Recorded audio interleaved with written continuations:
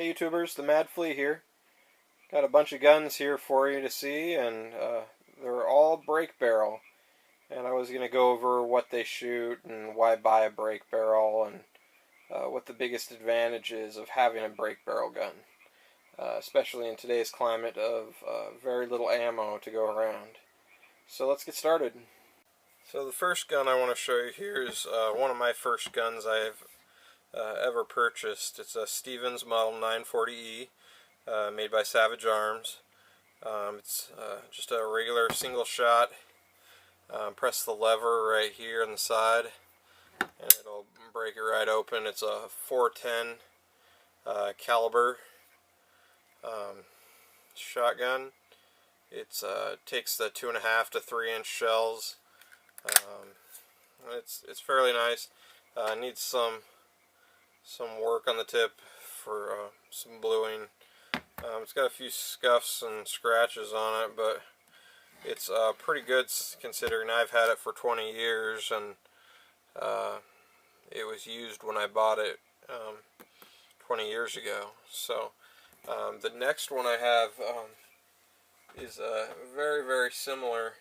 I bought this new about Thanksgiving, somewhere around Thanksgiving.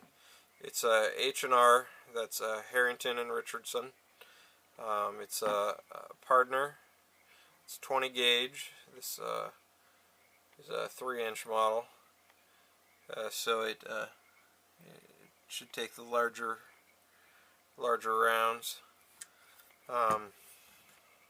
Similar style. This doesn't have the lever on the side here.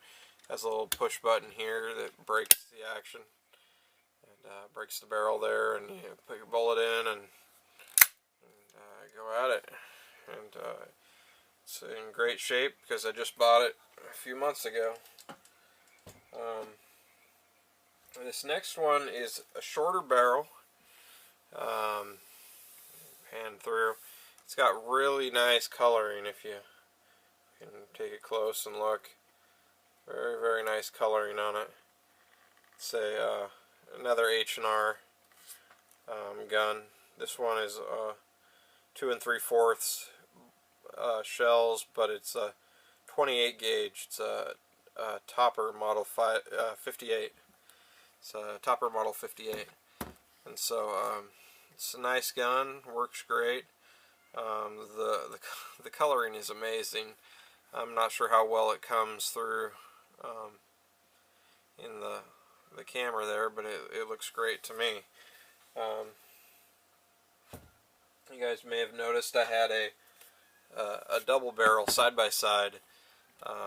This one is it's a Gaucha. I've actually never heard of it before I got this one. And you press this to the side here, and it breaks right open. You put your 2 shells in there. This is a 12 gauge. It takes 3-inch shells. It's actually pretty filthy. I need to kind of give it a lot of work and clean it up. It's kind of too bad the stock's got some marks. It actually has this gripped texture here. I wish I could fix this little scuff in it, but it may be beyond help. Maybe some lacquer might take care of it a little bit, make it not so bad. But yeah, it's a nice gun. Got little scratches. Looks like paint to me. I might be able to fix that fairly easily. But it's a great gun. If you guys see it, I'd grab them up myself. I'd love to have another one of these. And then the next one is not a shotgun. It's 17 Hmr. It's a break barrel 17 Hmr. You press the lever right here, and just same location as the H&Rs. You just press it, it breaks open. It's a England Firearms gun, and has a scope on there and everything. It's a fairly cheap gun when you talk about the manufacturer's price on this thing. It's under $200 for this type of gun, but the quality is it's much better than, say, the Savage Arms stuff that you would get at like Bi-Mart or Fred Meyer's, the cheap stock stuff. This is heavier duty, and the barrel, just the barrel itself, is very heavy on these 17 HMRs. And around where I'm at, we can actually get 17 HMR ammo. It's this stuff here. It's taller than a 22, a little thinner though, but the velocity is like nothing else on these things. These are the jacketed hollow points. Pretty nice stuff, the CCI.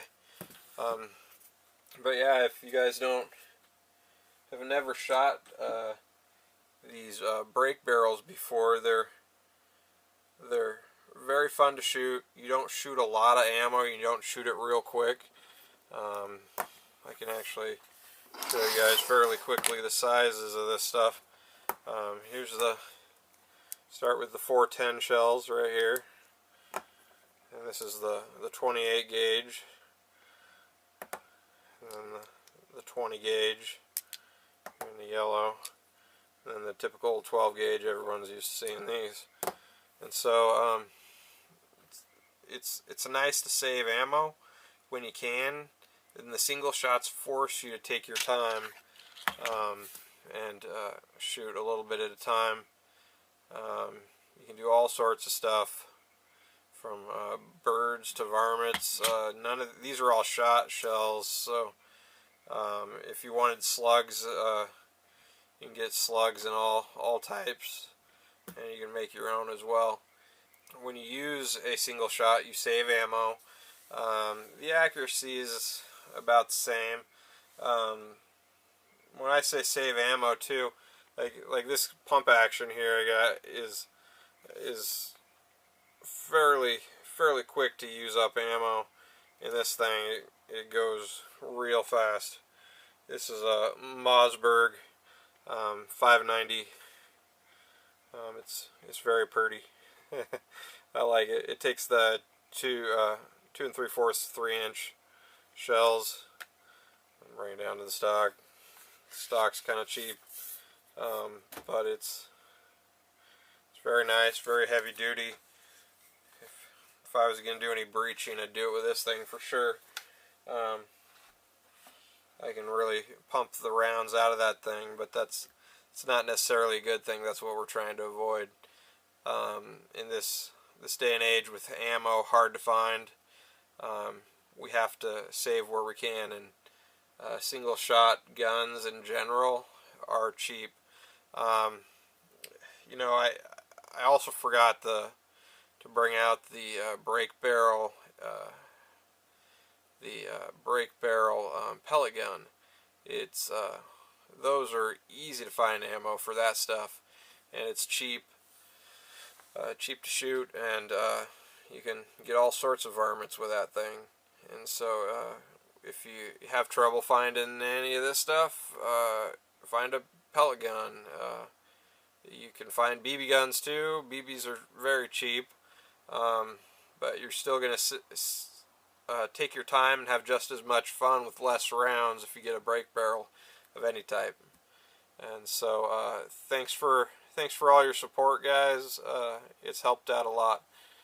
Rate, subscribe, comment down below. Thanks. So if you've seen some of my other videos, you guys have seen a lot of this stuff before.